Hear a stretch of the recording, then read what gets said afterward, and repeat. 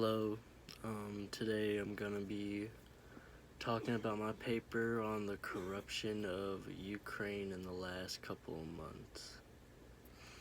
Alright, the downfall of corrupt officials in Ukraine has left the media in speculation of what might now happen to the people. With now marking a year that Ukraine has been at war with Russia, it seems that the aid put into the war has fallen into corrupt hands. A Ukrainian journalist by the name of Yuri Nikolov went on an online database during the beginning of the war in February 2022, where he tracked the government spending and their contracts. During the war with Russia, Ukraine had to shut down this website, the ProZorro website, due to national security issues. This left the journalist with no other choice than to look for reliable sources that had the information on these government contracts. The start of the corruption was uncovered with a $335 million contract the Defense Ministry had signed to buy food for their troops.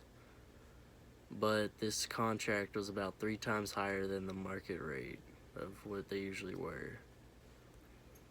This became easy to flag potential corrupt officials by comparing their low official salaries with their asset declaration.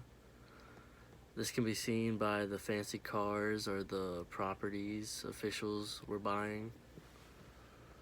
At first, his story was dismissed as misleading and manipulative, but eventually the ministry admits to making a mistake.